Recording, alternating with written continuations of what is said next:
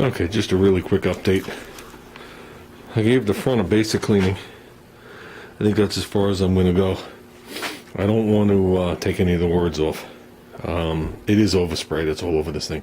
Cover's not bolted on, as you can see. And I did these. This I just put a nut and bolt in there, just to fill the hole. And then these right here, okay, I used the original hole that was there. I made it bigger. And then I drilled another hole right here into that same rib. Filled the whole thing with rags, so no metal filings would go down there, and I had the vacuum in there at the same time. And I just basically used the fender things. I got a million of them. And slip the insert in there and insert there. More than strong. More stronger than it was. Now it's not relying, hey, you can't move it. Now it's not relying on that thin piece of tin going across. And like I said, none of this is bolt on, it's just laying there. So anything holding this cover right now with these two bolts. And I just gave it a basic wipe down. And that'll be fine. If I could take it outside, I'd hose down the wheels. But I'm probably going to pop the rear wheels anyway just to lube them. Thing does roll nice. Now I can roll it all around, which is nice. I don't have any of the panels on. The only thing I'm going to do the inside right now is switch that thing over to the 230 volt and just give the inside a basic blowing out and maybe wipe the bottom and put the cover on and we're good. Ordered last night for this thing a spring that goes from here to here. Okay, this one here, okay, you squeeze these things, it comes off. You squeeze this, it comes out. Okay, pay no attention to this clamp and I'll tell you why.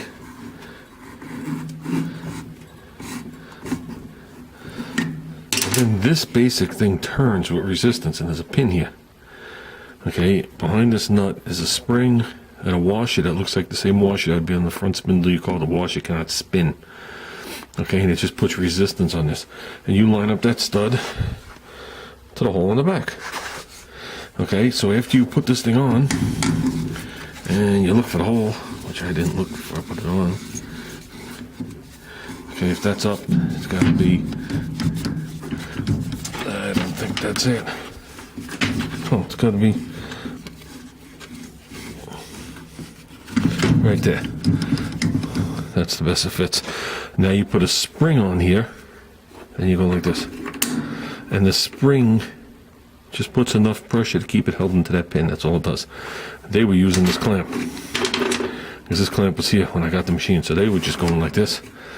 And like Junior says, Dad, it'll do just the same. I was like, yeah. The spring was $5. So that was shipped. So I sprung for it.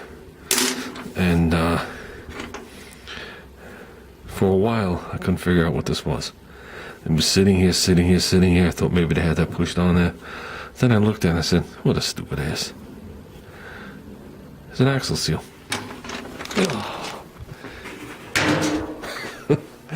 So,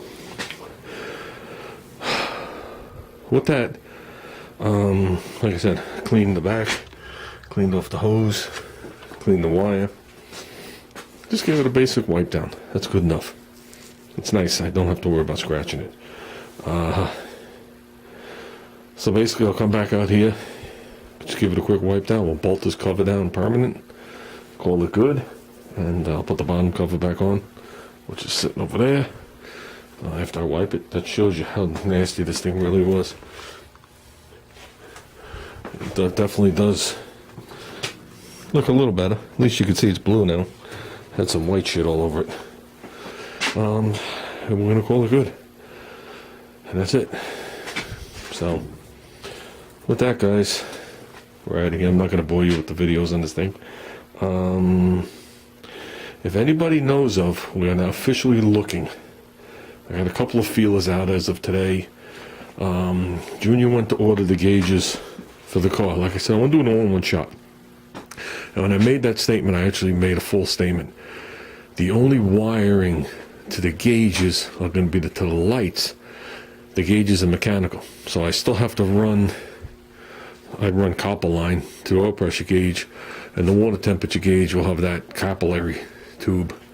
Okay, I'm not really looking for a volt gauge. He had picked out gauges, I think they're by Autometer. They're the big ones. There's 3 big ones in a pod. Okay, you can't seem to find them online, but to me that's not a big deal. I want the sun gauges in the car. I don't want the sun gauges in my car, but that's a different story. I'm too cheap for that. And I told him, I said, all you have to do is get the oil pressure gauge if you want to hold off. The oil pressure gauge is the hardest of the grouping to get. Water temperature, everybody and their grandmother sells them. Oil pressure is the hardest. Water temperature, I have a perfectly working gauge on the dash. I used it for what, 12 years? Dead on. Until he decides he wants to get the other one, or if he gets them now. So if anybody knows of the sun gauge in the chrome cup, you know which ones I'm talking about. They're this big, and they came with a blue line around them or a green line. Now, whatever one he chooses in the oil pressure, he has to match that with the water temperature, because they came both ways. So I don't want to have one blue, one green. They're not cheap. We understand they're not cheap. And I don't want one that was underwater, if you know what I mean. There are ones that the chrome is definitely respectable on. And so are the lenses, and you could still read them. Because I'd like to do the tack and then the 2 gauges on the column.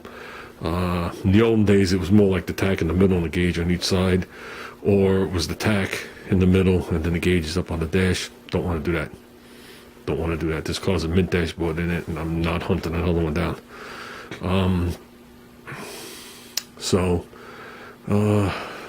With that said, guys, like I said, I have my feelers out, but if anybody knows of one, I would say just the gauge would be good, and I'll find the cup, but you can find the gauges without the cup. It's the cup that's hard. So, and it's amazing how much more you get for it when you have the cup. And the little bracket in the back, which allows you to put it on either the steering column, or you still leave the arch in it, and you could screw it to a dashboard or tranny hump or whatever you want to hook it to. So, with that, we're going to come back here and start working on this. I just want to finish the clean on that and push it back in the corner and wait for the things to come, and then we'll do what we got to do. I'll let Junior go at it, putting it through its paces. So I'm happy. So with that, guys, I'm out of here. Everybody have a good night.